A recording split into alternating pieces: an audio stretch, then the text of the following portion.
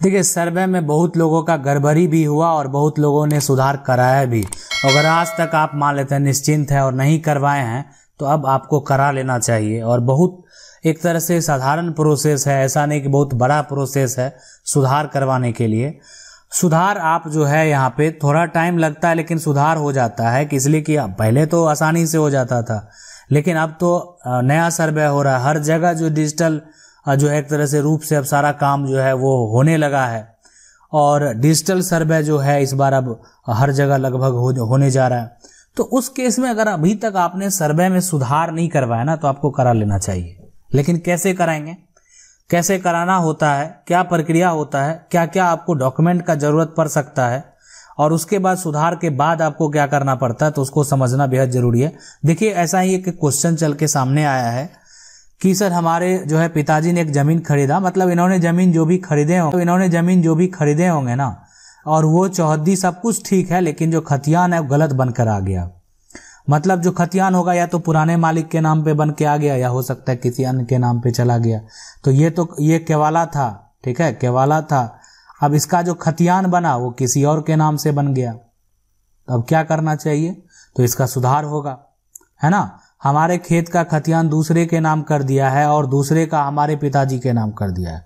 अब क्या हो सकता है, तो बिल्कुल सुधार हो सकता है कि अगर मान लेते हैं आपका खतियान जो है वो दूसरे के नाम से हो गया है तो आपको तो सबसे पहले और जो है दूसरे का जो है वो अगर आपके नाम पे कर दिया है, ठीक है, तो उस केस में जो है ना सुधार, तो उसको जो आपके नाम पे कर दिया है ना तो वो उस व्यक्ति को सुधार कराना पड़ेगा। लेकिन आपका जो गड़बड़ी हुआ है ना तो जिसके नाम पे किया है आप उसके ऊपर सिविल कोर्ट पे टाइटल सूट केस फाइल करेंगे। आप जाएंगे अपना सिविल कोर्ट में, वकील से बात करेंगे और आप जो है आपके पास केवाला है ही, उस आधार पे आपको टाइटल सूट करना पड़ेगा। टाइटल सूट करने के बाद उस व्यक्ति को नोटिस जाएगा, उसको जवाब देना पड़ेगा। अगर वो जवाब मान लेते हैं दे देता है कि हाँ गलती से हो गया, उसमें आप उनका कोई दोष नहीं है, ना उनके जमीन कब्जे में है, ठीक है, तो उस केस में ये जो है आपके पक्ष में मतलब डिग्री हो जाएगा।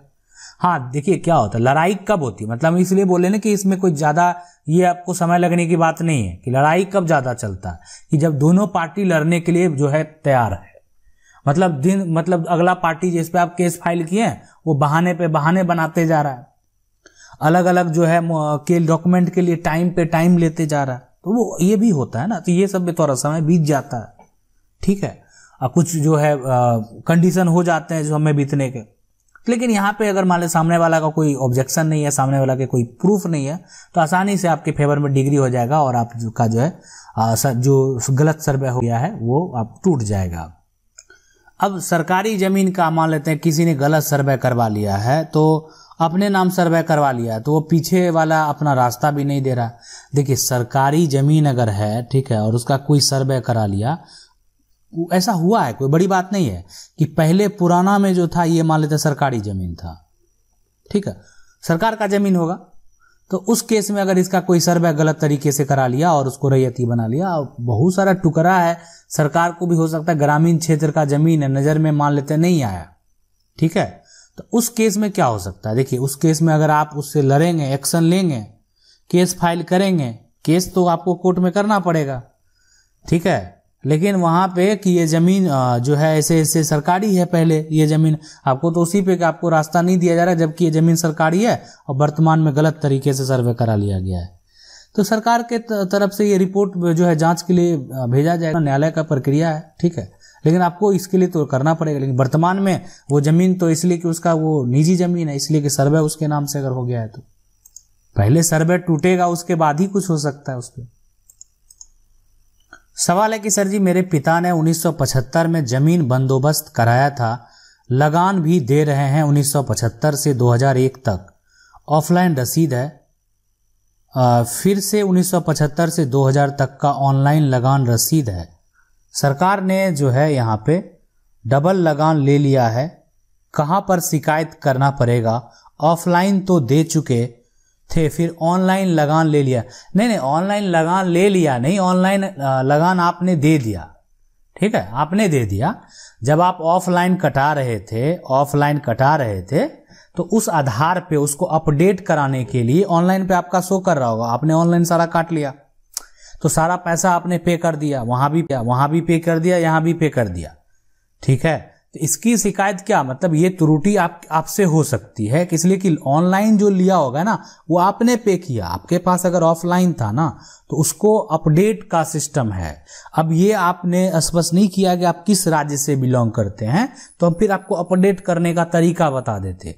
बहुत सारे ऐसे राज्य में सिस्टम बना हुआ है कि अगर आपका ऑफलाइन रसीद कट रहा है तो अगर आप उसके ऑनलाइन पोर्टल पे जाएंगे, उसको अपलोड करेंगे, तो उस आधार पे वो आपका सारा जो है वो अपडेट कर दिया जाएगा। उसके बाद आगे चल के अगर आप चाहेंगे तो अपना ऑनलाइन रसीद कटा सकते हैं।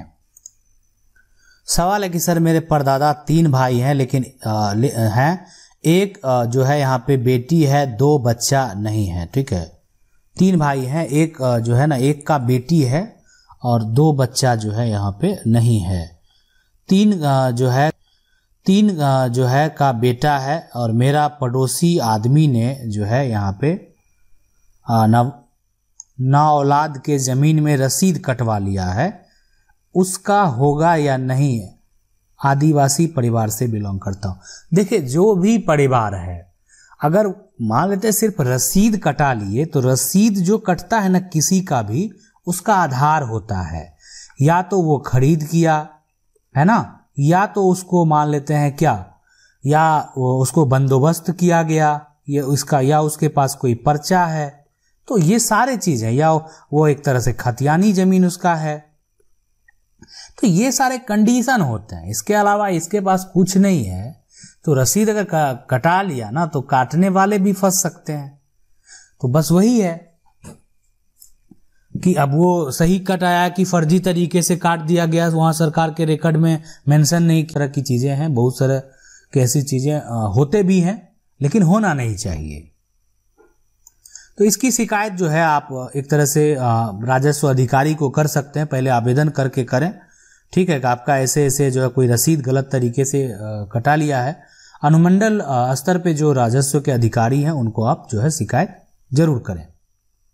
सवाल है कि सर मेरी जमीन है, उसका रजिस्टर 2 में नाम है लेकिन उसका प्लॉट नंबर नहीं है, जिससे जमींदारी समय का है, क्या करें?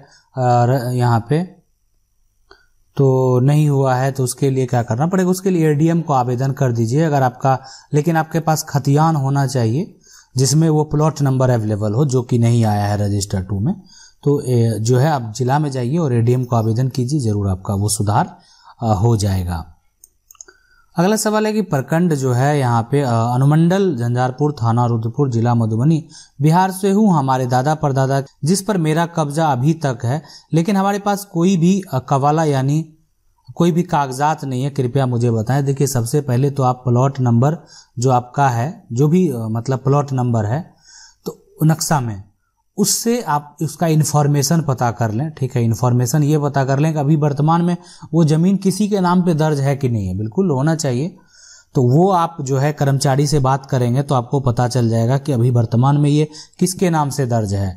और उससे संबंधित अगर आप चाहेंगे कि ये खाता खेसरा अगर आपको पता चल जाएगा तो आप खतियान भी निकाल सकते हैं कि खतियान में ये किसके नाम से दर्ज है। अगर वो आप ही के नाम से दर्ज होगा तो आप खतियान जाके जिला अभिलेख से निकाल सकते हैं।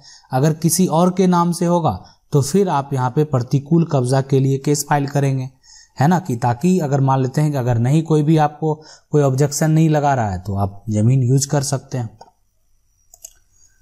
अब एक डिफरेंट कमेंट है, ये कह रहे हैं कि सभी सिर्फ हिस्से की बात करते हैं और बुढ़ापे में माँ बाप का जो है देखभाल कौन करेगा?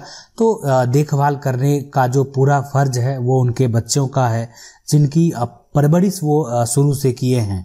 कानून क्यों नहीं जो है बेटा बेटी को जो है हिस्सा लेकर अलग हो जाते हैं? लाचार माँ बाप की जिंदगी नर्क हो जाती है, ठीक है, तरफ तरफ कर मर जाते हैं, कोई नहीं देखता, बूढ़े की जिंदगी जो है कोई मायने नहीं रखती, वही माँ बाप कितने नाजुक। बिल्कुल ये है, ये अच्छी बात है और आपका ये पहल है। और कानून जो है एक तरह से कानून जो है वो सबको अधिकार देता है और ये आपका जो कहना है और ये होना भी चाहिए कि अगर कोई माँ बाप हैं तो उस बच्चों का जो है फर्ज होना चाहिए कि वो उनका अच्छे से देखभाल करे।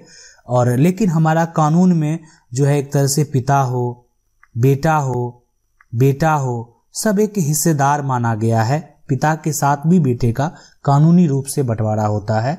तो ये हमारा कानून है और उसको भी फॉलो करना है। लेकिन जो बेटे का फर्ज है वो भी बेटे जरूर निभाए, हम ऐसे इनकार नहीं कर रहे हैं, लेकिन जो पिता का फर्ज है वो भी पिता जरूर निभाएं। सवाल है कि आंध्र प्रदेश अब का जो है आंध्र और तेलंगाना स्टेट में जो है 1985 से यहाँ पे मुख्यमंत्री NTR है ना के द्वारा लैंड जो है रेवेन्यू टैक्स रद्द कर दिया गया।